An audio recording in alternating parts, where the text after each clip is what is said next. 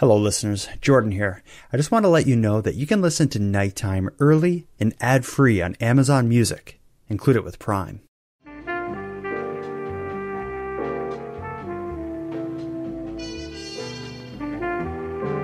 You are tuned to the Nighttime Podcast, focused on the fringe of Canada. Hello listeners, and welcome back to my series exploring the disturbing case of Dale Klutzy the Clown Rancourt. In my prior episode, my pal Aaron and I scratched the surface of this case by discussing clowns in general, sharing our memories of Klutzy the Clown, and of course, reviewing the agreed statements of facts that accompanied his plea of guilty relating to charges of sex crimes against a child.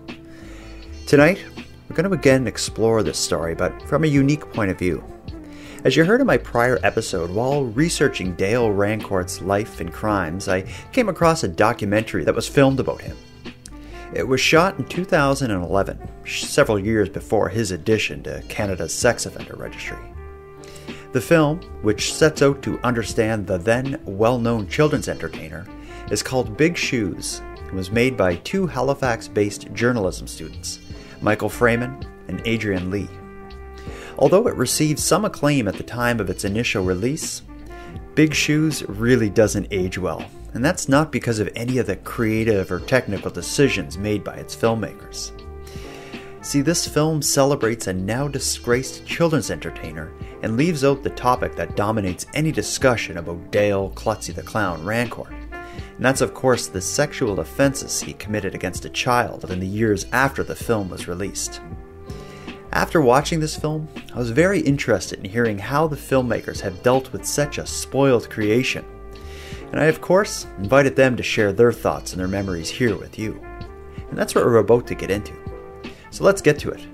Tonight, in this episode of Nighttime, we'll be joined by Michael Freeman and Adrienne Lee, and our topic is the disturbing story of Dale Klutzy the Clown Rancourt, but more specifically, their documentary that really doesn't age well.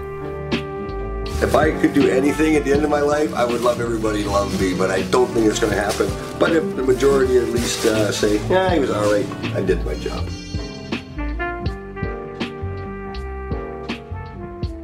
Adrienne and Michael, this is the first time I had clown documentarians on the show. Is that how you classify yourself still to this day? You're clown documentarians? I was going to say it's on my LinkedIn bio.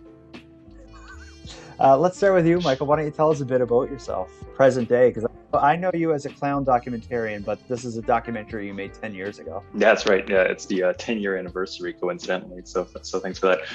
My name is Michael Freeman. I am the executive director of the Canadian Jewish News Podcast Network. I've worked at the Canadian Jewish News for a few years now. Before that, I've worked at various journalism publications. I still do a bit of freelance writing. I did some travel writing for a while, but yeah, so it's been a very meandering kind of journalistic career after that clown documentary, which is, I don't know, maybe normal for journalists in Canada a little bit. I don't know if the clown documentary is the regular jump off point into journalism, but I guess it's working for you at least. And you I think you made the documentary after graduating from King's. Are you from like Nova Scotia or the East Coast originally? No, I and my friend Adrienne here are both from Toronto, the Toronto area. We both went to University of King's College. We didn't know each other. I'm jumping ahead here before Adrienne has even introduced himself, but we met each other at the University of King's College. We were both in the journalism program in the same year. Cool. And we became fast friends. Yeah, all right. And so that'll be a great segue to you, Adrienne. Why don't you tell us a bit about what have you been up to in the 10 years since being a clown documentarian? Yeah, well, I've continued to do just exclusively clown documentaries. That's what I'm doing now, trying to, like Freeman said, the life of a journalist after university is meandering. But these days, I am an editor in the opinion section at the Globe and Mail, and not doing any documentary work. Sometimes I host podcasts, including the Globe and Mail's feature of Cities podcast called City Space. But haven't delved back into the clown world since just after Freeman and I graduated from King's. So the documentary Big Shoes about Klutzy the Clown or Dale Rancourt, how did this come about? Like when I watched it, I was kind of thinking maybe this is like a something they did at like last year in King's for Journalism School or something. They did a documentary. Is that what happened? That's how it started. That's not what it was. Adrienne and I were in the same. There's a fourth year course, TV documentary or documentary, video documentary, I think. And the course is basically like you make a short documentary, start to finish. And so Adrienne might remember how we heard about the clown in Cape Breton who won the lottery, but like that was the original. Like that was the original pitch line, right? Like there's some clown in Cape Breton who won the lottery, and he's like well known, and we were like, that's just interesting. Mm-hmm. And so we wanted to do that. We pitched it to our teacher. I was going through the emails before this call, and I saw the correspondence. And apparently, at some point, our teacher decided she didn't want anybody doing anything outside of Halifax. So she didn't want us going up to Cape Breton, spending the weekend there, which is what we wanted to do. So we did a different documentary about cheerleading in Halifax. And it was pretty good, but we still liked the clown who won the lottery thing. And I think I had called Dale already on the phone. We had spoken, we'd corresponded a little bit. When I called him and said we were interested in maybe doing a documentary, he was like immediately enthusiastic. Oh, absolutely. Come up, spend the weekend. We can figure it out. It'll be great. He's really, really eager. And as a documentary filmmaker or a journalist of any sort, what you really, really want is to find like engaged characters who are willing to like, who give you access, right? It's all about access. And so Dale Rancourt was like, Klutzy, whatever, just felt like he was perfect, right? Charismatic, interesting circumstance, interesting story, and perfectly willing to like just be on camera the whole time. Oh yeah. I'm thinking from what I know about him, I'm thinking like the idea of him, like of him being the star of a documentary must have just been like, he must have been wild with the prospect of that. I can only imagine. Yeah, I remember when we were trying to figure out the logistics. We were like, okay, well, where could we stay? We maybe we'll get a hotel. He said, "You're going to stay with me. Absolutely. Just come. I got so much spare space. Spare bedroom, all sorts. Don't worry about it." He was like really accommodating, really eager. Anyway, we didn't end up doing it for the class. But we still liked the idea, so we ended up. We both stayed in Halifax after graduating in the summer, and we just went up in, I don't know, June or July or something, and cut it together by August. I think we had a screening in August or September or something like that. Yeah, I should just say credit where it's due, that our teacher for the documentary class was award-winning documentarian Sylvia Hamilton. And looking back at her email to us, it wasn't just that it was, for this particular class, you should stay within the realm of Halifax. It was more, going to Cape Breton is going to be a whole thing. You're getting into something where you don't necessarily know what you're getting into. So maybe we had actually pitched in the thing that there was another clown, a clown who worked at the Department of National Defense that Dale was friends with. And she said, oh, well, maybe you focus on that clown. And if we had, we would not be here. And that wouldn't be the worst. So the way we actually did find out about the story is very much, as Freeman said, the sentence, a clown won the lottery in Cape Breton. And from what I remember, Freeman pitched it to me. He had heard it from a friend of ours named Cliff, who lived in Cape Breton. Okay, and so you just FYI. And that's like it was classic sort of thing that you overhear and you think, oh, like that is a very compelling thing to hear about, and I would like to know more. Well, that one sentence is a compelling story, like a clown who won the lottery. You're like, yeah, let's get the cameras and go see what that's about, because that sounds fascinating. He turns out to be a much more complicated character than that, but I can see the appeal of just based on that. So as far as like gearing up to do the documentary, was this a kind of thing where you needed to get money together, or were you planning to just, take what equipment you had and go down there? Like how did you get from the idea to actually, getting in a vehicle, driving down to Cape Breton to film? Well, I mean, I think again, this speaks to the naivete. Like this is not something that we would do now as more established journalists, as more professional journalists. We were basically a year away from being student journalists. Mm-hmm.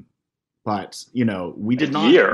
It was 2 months. Yeah, exactly. Yeah, a year is generous. But and so to some degree there is some embarrassment on this talking about it. But we didn't get grant money or anything. We decided we would pay out of pocket, but also we would stay with Dale, and we would accept a drive back from Dale to Halifax, taking the bus to Sydney to meet him. So as far as upfront cost goes, pretty good. But as far as sort of like my ethics currently, don't feel great about it. Yeah. I don't remember driving back with him. You really? Are you kidding? You don't remember driving back with him? No. In his Ghostbusters car? I don't remember this at all. We did that, eh? Because I have footage from the train going up, so I know we took the train for some period of time. We definitely didn't take the train. We took a bus because there was no train to Sydney. There was train tracks I filmed in the intro. Wow. Yes, because can't stress enough how naive we were. We were like, ooh, good. No, but I guarantee, I promise you I did not invent this.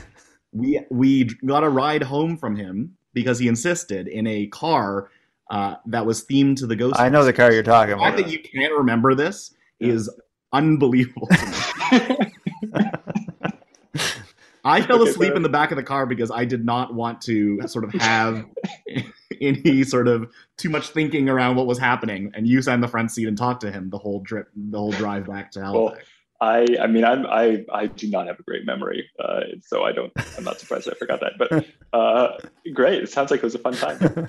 So, and what was the plan? Like when you're going down there, like I'm assuming you understand you're going to be meeting with kind of an interesting person, and you're going to catch some cool footage. But like, what was your vision? What did you hope to achieve with this? With this film about a clown who won the lottery? I don't think we had a vision. And I don't think that's selling a story. I think it was deliberately open, like, maybe to our credit and detriment. We didn't go in with an agenda. We went in just kind of searching for interesting stories around this local guy, and we found them. Right? I mean, I always felt the documentary was a little too long and a little too slow. But I mean, if nothing else, it does show the lives of some like very real people, specifically Dale, who's like appears very authentic at some points anyway. And the people he's with, like the side characters, the people he's helped. So I think we just kind of went in, just kind of, we said this a little bit before we started recording, but like we were pretty naive. Like we just went in looking for something. We were pretty eager. We didn't, we weren't making money off it. It was a pure passion project, and we just found what stories we could. Yeah, and we did pre-interview him, both Freeman initially at the university level pitch, but also before we went, just to get a sense of what we would expect to do on this particular weekend or long weekend, the sort of events he had scheduled, but also sort of trying to suss out really, I mean, frankly, details around this lottery. It was a bit confusing to us what that lottery was, and then further to that, more about what it is that compels a man to win a good chunk of change and decide to keep doing clowning. And sort of like we just followed that trail to wherever it led, and I think it led to where we were to what we got in the movie. And like when I watch the documentary, a lot of it just seems to be him going about his day, and you like in the backseat of his car or something. You're going to the grocery store as he's walking around in character singing, and just the little like day in the life of kind of stuff that happens. Was that set up by you, or was he like, I'm going to take you guys, show you how I deal with the grocery store? We arranged a time. We were talking back and forth just to figure out what weekend would be good. And he said, come up this weekend. I got a lot of stuff that you can tag along for. He did a grad party that night, and we did go and shoot. What was that? Safe prom. Safe grad, yeah. Safe prom. Safe grad. Okay. Safe grad. That's what it was. A classic Nova Scotian experience. Yeah. We did go and shoot that. There's no footage that was usable because it was so dark, and we didn't have a lighting rig because we didn't spend any money on tech. But we did go to that, and I think that was like one of the bigger events that he was doing. I think he also had maybe like a birthday lined up or something else lined up, So he wanted us to come on a weekend that he would be busy, so we would have a lot of good footage. Like he was thinking, to his credit, like he's pretty good at marketing, as you probably know, because everybody in Cape Breton knows him. But he was thinking from a visual perspective, like a documentary filmmaker would. What's going to make good tape? Something that I remember him saying a lot, and maybe Michael can back me up on this, but and again, I guess it should be said with everything we're saying here that hindsight is 2020. So like, I don't want to be like, oh, he said something that really made me think twice at the time. I was naive. I don't think I can honestly say I did that. But one thing he did say a lot was, these guys are making a movie about me. And I thought that was very interesting. Like I thinking back to that, I found that interesting because it did feel like, we were very clear with our objectives, which was this is going to be a documentary. We're not just making this, hagiography of Dale Rancourt. But to some degree, it felt, certainly in the way that he acted, thinking back on it now, he was, I don't think he was playing it up for the camera. I don't think he was, honestly. But I do think that there was this degree where he thought that someone was making a film about him, which to me is a distinction with a difference from what a documentary is, right? A documentary being something we're going out, we're seeing what stories appear to us, whether they're good or bad. We just want to know this person. And sort of thinking back on that now being, I wonder if that's kind of unusual. As you're going through these different sites that we see in the documentary, we see the grocery store really stood out to me. There was one scene where he's in a gorilla costume, like singing happy birthday to someone, basically. Quite a few scenes of him just stopping the car and just talking to people walking by and, talking to their kids and stuff. As you were like a fly on the wall watching him go about his like business or whatever we want to call it, like how were you feeling through it? Like, were you surprised by the way he reacted to the people? Were you surprised by the reactions he would get from people? Like, how did you take his interactions with the people and the way he carried himself? I remember being surprised whenever he would stop the car, get out and make a balloon animal for a child spontaneously. Hi, how are you? Busy as ever. Busy? Yeah. Would you guys like a balloon? I'm gonna pull over and make you a balloon animal, okay? And I remember being surprised, despite my bad memory, because I have a very vivid memory of trying to get my camera ready to shoot this scene without any warning. Like trying to, adjust the exposure, lighting, and whatever. And that's why there's like some very poor shots of this in the documentary. Like, and they was like 2 minutes. Like I didn't even have time to set up because you just pull over, do it. Like which is maybe to his credit of like not doing stuff for the camera. Like he would just kind of do stuff whether or not we were ready and then move on. So that definitely took me by surprise. I definitely did not understand the co-op market, like what we were doing there. I remember being confused. Like he's like, yeah, we're going to the grocery store. I'm like, okay. And then we went, and he just like sets up a bouncy castle outside and walks through the aisles playing guitar, singing "You Are My Sunshine," just like to strangers, being like, don't these apples look good? Lo and behold, the co-op grocery store. Oh, look at the corn on the cob. Did you ever grow corn on the cob? Bet you it's hard to grow corn on the cob, isn't it? It's easier to get it when it's in that wooden bin. You missing something, hon, I can help you with? No? That's good then. Whew. They say the whole world's a stage. Hi there. Hello, ladies.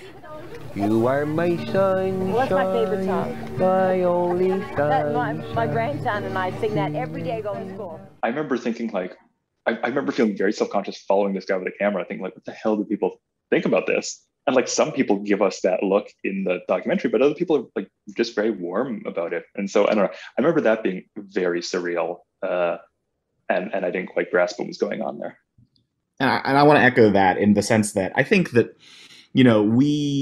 Freeman and I, we are city people, right? I think we were from Halifax. We came from Toronto before, and to some degree, we're a little bit, even at that point, somewhat cynical and somewhat ironic about our lens on this thing. Again, it's a clown who won the lottery. To some degree, we're going to go there and be like, what's the deal with this? But it is true that what struck us was this sense that while there was some of that, it wasn't the majority response. If the equivalent thing happened, if we ran into the equivalent thing today on the streets of Toronto, we'd be like, well, this is weird, like this is a weird thing and this is the unusual thing. But it felt kind of usual in a way that was the surprising facet. Well, I'll tell you, as a pretty much lifelong resident, Cape Breton's a strange place. You can get away with some weird stuff there, but Klutzy, that character or Dale, or he had several different characters that he did, but it's that like what we see in the co-op in the grocery store in your documentary, where he's just walking around doing his thing. He has no arrangement with the business as far as we tell. He just kind of sets up and does his thing. That was very common for him. I remember multiple times I would just be at the mall and he would approach me or people I was with or just people that we would oversee, and he would just approach them in character, offering them balloons and asking them if they wanted to take a picture of him and stuff. It was like he was always on, and I always thought, like, is this his way of marketing? Like, is it kind of like a sales pitch? And is he going to end with, like, you know, if you're having a birthday party, call me? But that never really seemed to be the case, although like he was good at marketing as far as getting his name and his character out there. But I could just never understand his true intention. And what did you and your friends think of him? I mean, this is a question we asked. I was just gonna ask him that, Adrienne. Yeah, well, I was gonna flip this around and turn to an interview. Well, like that's what the question that we tried to ask. And I think what one thing that really struck me was at like when we were at Safegrad, because to me it's like, oh, there's no one more embittered and cynical than, you know, people who are in high school who obviously are going to be like, hey, this clown is something that's like weird and we're going to make fun of him. Didn't get any of that there though, really, either, to be honest. I'm surprised. I would think like if when I was in high school, if he showed up at our Safegrad, we would not be like delighted to see him. I think overall the people that I ran with looked at him as creepy, strange. I don't like clowns anyway, but he was just kind of off-putting, carried himself in a strange way. I don't know how I would describe it, but anytime I ran into him or had any interaction, I was just waiting for it to end. We didn't see a lot of him being seen as an outsider. Yeah. Well, he has that vibe of especially at the time that you were filming, he was very much like everybody knew him, so he was kind of like a local celebrity in a lot of ways. Like he was a known character. Everybody knew him to that. Like even I put up a post leading up to our talk asking for people from Cape Breton who had a unique interaction with him to contact me if they wanted to talk about it. And it was like, in the last day, I probably got 100 emails, which is much more than normal. But that's just because people are so attached to him and his story, especially now looking. Were they like positive interactions, or are they all saying like, I've had this weird thing that it's certainly a mixed bag. A couple people worked for him and had great experiences, but a lot of people he like just rubbed the wrong way in terms of the way he would interact with them. I guess bad analogy to use.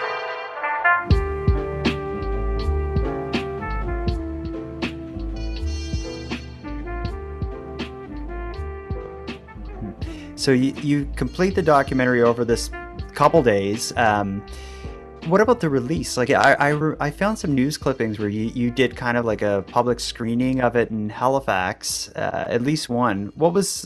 Talk about releasing and what the reaction was to this film following around a strange clown in Cape Breton. I think Adrienne has to talk about that. Was I in Korea by the time it screened? No, I was like, we did do something at the bus stop.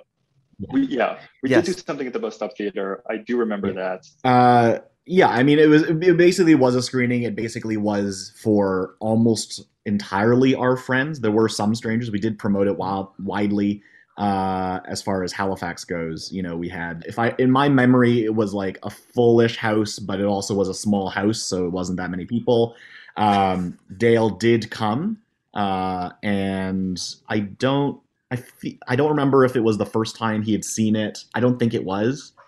But he did drive in, and he did drive in a themed car. Don't know if it was the Ghostbusters car, but it was a themed car. And my takeaway from that night was that people did seem to be impressed by his story.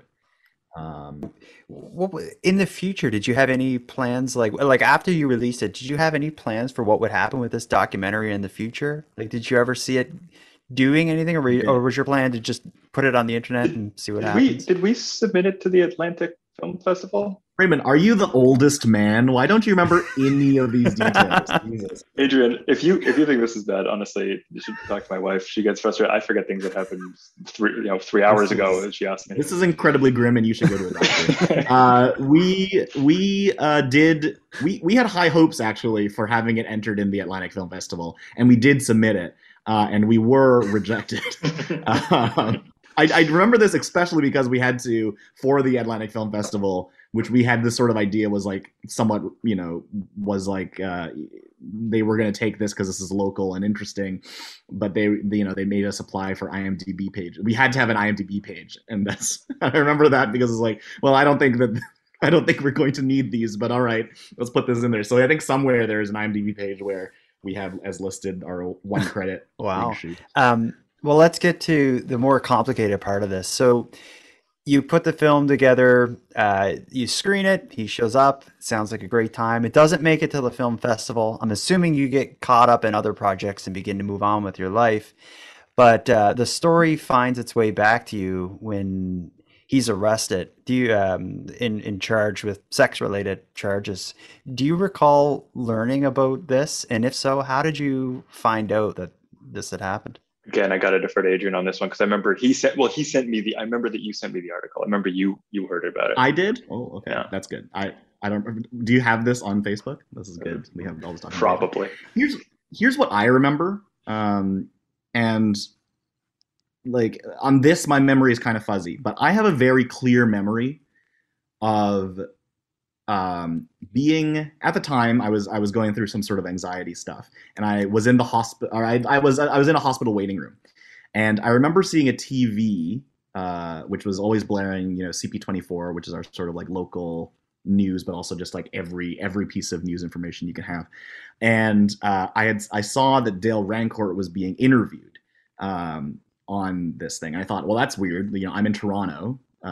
Why are people doing this? And what I remember is that this was a summer in which there were, if I recall correctly, clown-related swarmings or clown-related scary clowns.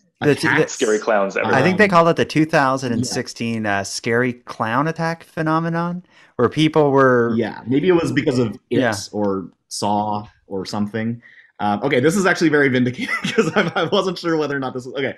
But I remember seeing him be interviewed in Toronto on this newscast, sort of like defending clowns. And I think that makes sense. In the movie, he talks about the stereotypes around clowns, how people are often very scared of them. And there's even a scene. We have a scene where he's like, you want to know why people are scared of clowns? He shows a picture of him with like these other scary looking clowns. He's like, this is why people are scared of clowns. These two. And there's 3 creepy clowns in the photo. I noticed that during the scene. I'm like, they're all creepy looking. Yeah, he seems to see something that we don't. Sorry, continue, Adrienne. Yeah, and then I think not long after that, and I don't remember if those things were correlated. I don't remember the time difference in between, but in my mind, I connected it that like he did that interview, and for some reason that precipitated someone coming out with charges, with allegations against him not long after. So I don't remember exactly how it was I found out. It may have been that someone sent me a message saying like, whoa, this happened. But I do remember it happening quite quickly after that, after seeing him in that interview years later, and being quite surprised by that. I'll also just want to quickly mention, we didn't just cut ties with Dale after the documentary. We're friends on Facebook. He would write like birthday messages on Facebook all the time, like, hope you're having a laughing day, or whatever, like all sorts of like weird, like on brand clown stuff. He would send us emails. So I forwarded Adrienne an email just today. That's like one of those. It was sent in 2012, so like a year after the documentary, and it's one of those like very boomer style, like size 30 font where like every line is a different color and there's like pixelated GIFs in between, and it says like, you got finish this email in 1 minute and send it to 5 people. Like one of the like he like continued correspondence and with us after the documentary. So it petered out probably by 2016 and 17, but like he was still kind of in our orbit for a few years. When you learn that the subject of a prior documentary, who happens to be a clown, and of course there's like a reputation or that a lot of clowns have as being creepy and stuff, like it just makes this brings this kind of to another level. But I'm assuming that you would have kind of thought back to your time with him, in interactions you had with him or that he had with other people in your presence. Was there anything that you look back on that you see as like, that was a little weird, and in perspective now, knowing, that these allegations were against him, maybe there was, something weird about that. Like, can you think back of any times that you were uncomfortable or witnessed something unusual? I've thought about that, and I want to say yes, but I honestly don't even think. Like, the weirdest thing was how open and honest and eager he was to have us there. I think a hindsight viewing of the film reveals how much he yearns validation and appreciation from others. He's very extroverted in a lot of it, right? Clearly derives his energy from other people, like, laughing and going along with stuff. And when people aren't, he's very quick to just kind of move on. But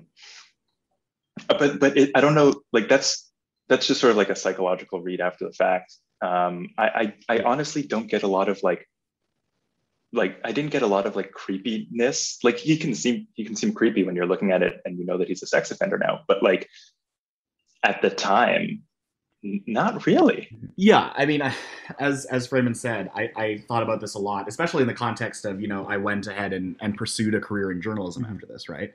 And to some degree, I felt myself asking, like, what does this say about me as a journalist, that I literally stayed at this man's house and these allegations occurred, or sorry, not these allegations occurred, but these allegations happened to someone whose house I stayed at, and maybe there were some signs I could have seen, but again, I think it would be like, I think it would be inventing things to say that there were things I saw then that I wish I hadn't, or like there are things in what I saw that speak to this.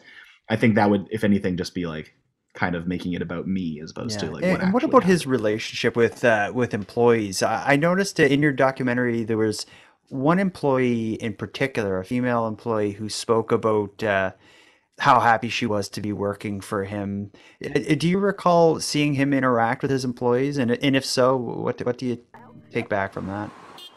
Okay, so I might be jumping ahead here, but you're referring to the woman in the chicken costume, right? I was job hunting, and I told him, you don't get really great work around here. And he's like, well, I got something for you if you're interested. And I was like, what's that? He's like, do you want to get in a chicken suit? I'm like, yes! It's really hard to find work around here, and our unemployment is not the best. Our employment, our jobs and stuff. And for me, being a single mom raising kids, it's like whatever I can get, I'm going to grab. And Dale's been there to, I've been the first phone call from him saying, can you do this, or can you help me with this? It's like half the time I don't even take anything from him. I'm just volunteering my time to him because I know that, his business means to him, right? I mean, her name was Bonnie. She was a single mom. I believe she has 4 kids, and they did date after that. Yes. Which I think that's what and I was wondering, maybe you're asking, and if we detected that. I don't think I detected any sort of romance between them while we were filming. They weren't dating while we were filming, I don't think. It's worth noting, I don't know, for context, I don't know if you would have already said this in the podcast, but he had been divorced twice by the time we were there.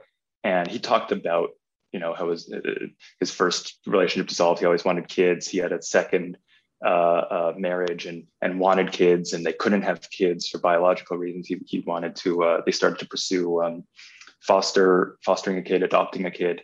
But then he learned that she had bipolar disorder, and they split up. And he goes into some pretty, honest retrospective detail about that. But when we were there, I didn't get much of a romantic inclination in real time about what we were filming. Mm-hmm. There is this one woman named Bonnie, who we only see for like 3 minutes in the movie, if that, who's in a chicken costume on the side of the road, just like waving at people. And she's just really grateful that Dale got her a job, like had a job for her. I think she's one of my favorite characters in the movie because she talks about unemployment issues in Cape Breton. She's extremely earnest and open about how hard it is to find work, and just kind of speaks to some of the economic realities of living there. And the things that Klutzy represented, right? I mean, later he would tell us that he did hire her as like as an actual assistant. Right. And it is the reality out in Cape Breton that there are the job situation. This is something we really wanted to get into. Is in some ways this guy was an economic engine. Yes, he bought that house, but he also and like turned into a weird. He bought that house and turned into sort of a weird fun house. But he also bought a house. He also bought property and tried to do something. He owned a gym as well. There you go. That, but so I do remember, but again, years later, just in correspondence, every so often he would say, "Hey, what's up?" Usually it was around birthday, right? It was 2014, 3 years later or something. He'd say, "Happy birthday," and I'd say, "Oh, thanks. How you doing these days?" We'd sort of briefly catch up. And he did say once that he said, "I'm with Bonnie from the documentary." He said, "She's my life partner now, and her 4 kids have accepted me, and they're helping me build cars, and we're having a great time." And that kind of stuff. It seemed very sweet, and because I kind of knew her, I was like, "Oh, that's nice." But there was I didn't see anything weird about their interaction.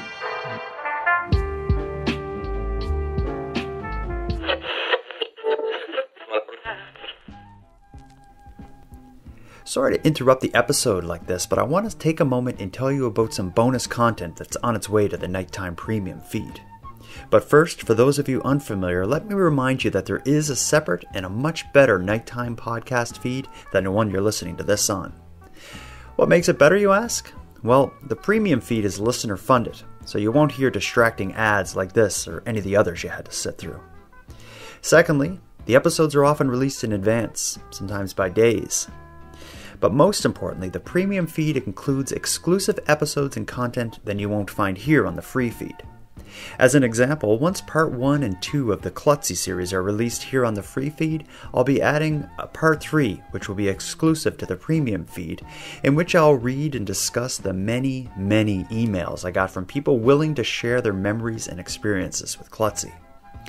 If you're interested in this story, you're not going to want to miss that episode.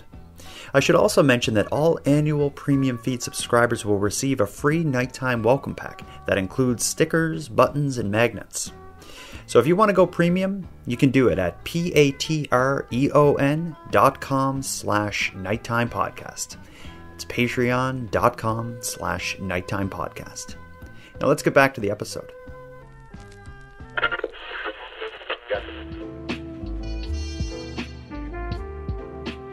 At present day, like with the documentary existing in its current state, which is very much the story of Klutzy during this very specific time, well before all this stuff had happened, like, do you see any value in people seeing this documentary or like re-examining it, or does it feel like it's like dead because the story has changed so much? Like, how do you view this? Yeah, I mean, I hope that this. I hope this podcast doesn't make people go watch this movie. I mean, the reality is we made this again. Now.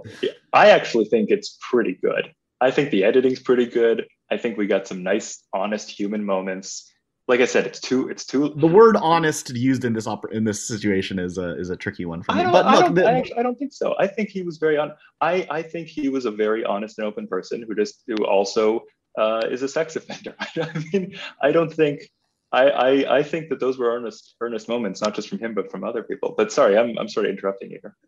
No, I mean, I think you should talk about it. I mean, I do I want more people to watch this movie? I don't feel anything toward this film. Like we were in our early 20s. Using camera technology, frankly, has significantly changed since then. And if we did it today, we would do it differently. Even if we didn't know what we knew now. About him as a person. I think sorry to interrupt you, but I think you did like you're talking there about using the word honest, but you did capture a very honest and accurate version of how he's seen publicly. Like a lot of the interactions and little moments you catch in the documentary are like my memories of Klutzy when I would encounter like Dale or that character. It was very much like what you see in the documentary. I don't think he was putting on like any additional show for you. I think he was just doing his thing and taking you along. I think also. I think what I mean there though is less. You asked me earlier whether or not you feel like in hindsight is there anything that like jumped out at you as like, oh, I saw this coming. and it didn't. But now, you know, doing this exercise with you and having thought about it a couple times in the last few years, it just makes you second guess a lot of those things, right? Again, we did spend time in this man's house. We knew to some degree, a small degree, but to some degree, this person, and I think just these kinds of allegations can shake some idea of what you have seen in a person. I just want to say two things. First of all, I actually am a little proud of this film. I actually think it's pretty good considering how little experience we have. And watching it, I kind of wish that I'd gotten more into documentary film. I think it's not bad. Okay. I don't want to shit on this. No, but I also let me be clear. I also want to say I think it accomplishes two things, right? One, I think it's a time and place story about Cape Breton viewed through the lens of this clown, and the people with whom he interacts. And the second thing I think it does, stripped of all the socioeconomic meaning or the crimes he pled guilty to later on, I think it's a psychological portrait of a very extroverted guy who craves validation from others and who is by himself lonely. I mean, I don't think there's any dispute. Like he one of the first scenes is this. He spends like 5 minutes talking about his dog, and the dog has been the most constant thing in my life for 13 years. Gas prices changed, relationship status changed. What's never changed is the fact that the dog's always been there. One day I was doing a show at an elementary school. I did 2 shows, one in the morning, one in the afternoon. And a lady came in and she was really sad. And I said, "What's going on? Why so glum, chum?" She says, "We had to put our dog down today. The kids don't know. When they get home from school, we're gonna have to explain all this." Now it's so many years later and my dog's 13 years old and just had an episode about a week ago. I know what that lady felt now. After bringing her to the vet held her head and the little eye was still moving. And said, "Oh, your dog's 13. He said, "Klutzy, that's 82 years old." And I was like, "Oh, you're kidding me. This is the first sign that my buddy's not going to be here forever." So it was a reality check. It was hard to be happy that weekend. I mean, we know he lives alone in this big house he bought with his lottery winnings, which were only $100,000. But I mean, you know, he clearly, I believe he did like purchase his house. He bought like a pool with it. He says he has 2 ATVs, 2 other, you know, he builds all his own cars. Like he has all this kind of stuff that he's filling his house with, but you can quite clearly see that he's a lonely guy. And I think that there's an interesting psychological profile of that. And you can read into that, you know, the allegations, the crimes later on into that loneliness. I think that's perfectly valid. I don't know enough about that stuff to make that connection, but yeah, I think that's what I would want to say is that, like, I think it's true that this does reflect a person who was very lonely, and I think that was certainly my experience as a person who, you know, the fact that he did latch on to Freeman and I as friends, and he called us this constantly. You know, we spent 1 weekend with him. We had a kind of affection for him, but we were not his friends. You know, we were there as documentary makers. We were not.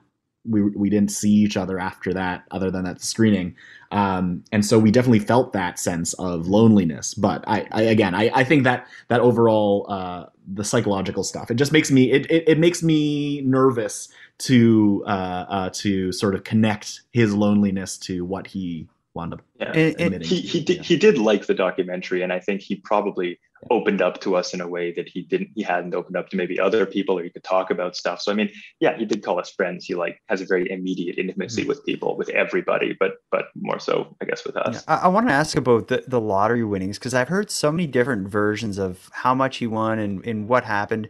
What do you know about his lottery win? This money he came in. Did you recall the story that you got about it? Yeah, I mean, the story that I know is the story that's in the documentary. It's in like the first 10 minutes or something, right? He was doing scratch tickets. He had some leftover cash at a convenience store or something. And then he says he won 100 grand. It's not like, you know, I remember thinking when we heard about the clown who won the lottery, it was going to be, you know, $1 million or something. We found out it was 100,000. I remember that really deflated that narrative a bit, which is partly why we skewed it to start thinking about, you know, well, what else does this clown do? He's still an interesting guy. So maybe the fact that he only won 100 grand doesn't defeat the purpose of going to do the documentary. Yeah, I mean, he tells the story of, you know, he calls his wife at the time and she doesn't believe him, and he goes over and to her place of work. He shows her the ticket, and he's really nervous. He still has to go do a bunch of gigs, and he just wants to kind of keep on clowning and doing what he loves. I don't remember. If there's anything beyond that, I don't know. I think you summed up how it was told in the documentary. What surprises me is where this was a documentary you made with Dale or Klutzy as the focus of it. The crimes that he's convicted of, it doesn't seem like either of you have really followed it closely. Do you even know like what had happened? We followed the reportage, I think, but we did not follow it closely. We did not pursue it. It's something that the two of us have we're still friends, and we've talked about pursuing this line again. But we live in Toronto. We have other jobs, and just sort of we haven't followed closely. Any thought of you continuing this story in any way, or for the most part, are you both done with Dale, Klutzy, Rancourt? Adrienne, what do you say, buddy? You want to pick up the old camera and laugh, Mike? I think that head back to Cape Breton. I'm not going to rule it out. I think it's to some degree like the documentary we did do would serve well the footage, or would serve well in a future project, because it really does show this person. I guess my worry is like, but for what end, right? I mean, this is a person who has gone to jail. He has done his time,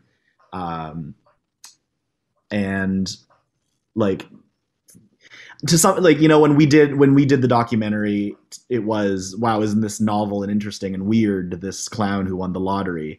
But it would feel kind of, I would have to think about it as sort of a moral and ethical question. Like, do I want to go make something out of this person who has gone through a lot and done a lot that is complicated? I will add that not just is it a portrait of maybe a lonely man, but I think it is a man who very clearly feels more comfortable with younger people than older people.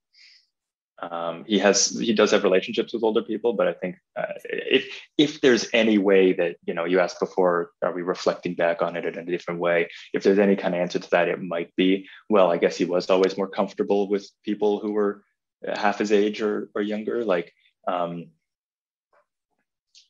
and I don't think it's automatically sexual. I think he can just be more comfortable with people, but it also, at some point, after a number of failed relationships with people his own age, became sexual. Maybe it was a pure psychological speculation here. Maybe they were just like easier, like less complicated, or less, I don't know, for whatever reason. Yeah. I mean, I don't think we should speculate on that. All right. Yeah, I get you though, but we'll wrap this up unless there's any other memories you have of filming Big Shoes or anything else you want to add to this.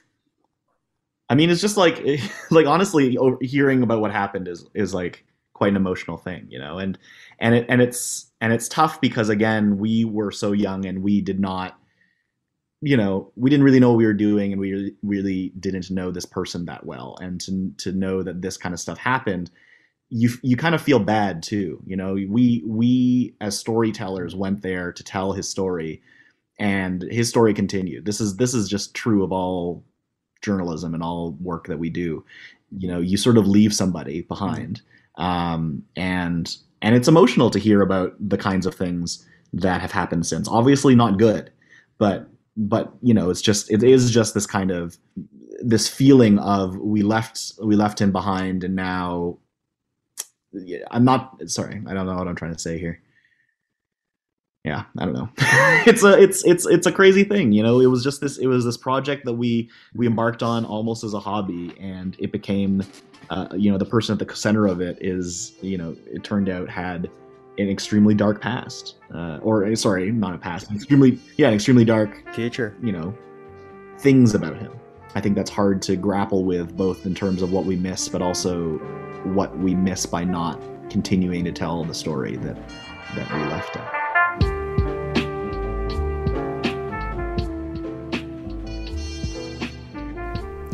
I want to thank you for joining Adrienne, Michael, and I for our discussion surrounding Dale, Klutzy the Clown, Rancourt.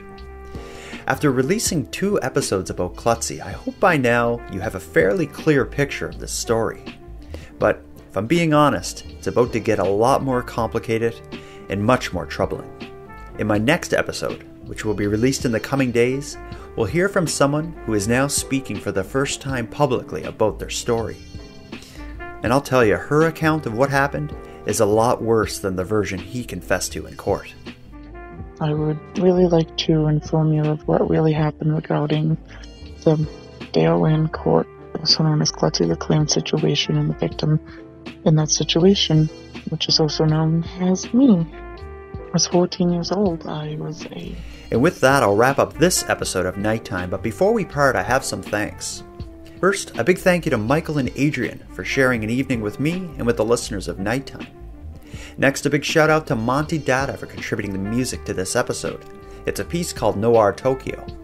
And lastly, a massive thank you to everyone who listens to Nighttime, as without your interest and your support, this show would be as pointless as it would be impossible.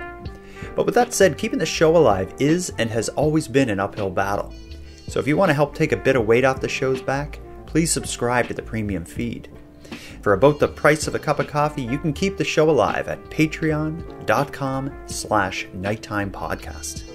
And with that said, let me thank the newest subscribers to the premium feed. Jill and Sheila, thank you for your support. And for anyone else out there who'd like to support the show, you can give me a big hand by simply sharing the episodes on social media and letting like-minded friends know what we're doing here. If you have any story ideas or if you want to give feedback on the show, reach me at nighttimepodcast.com/contact or find me on social media. I use Facebook, Twitter, and Instagram. And of course, I'm often live on the Nighttime YouTube channel. So until next time, take care of each other, hug your loved ones tight, and stay the hell away from clowns. The Nighttime Podcast is written, hosted, and produced by Jordan Bonaparte. Copyright Jordan Bonaparte.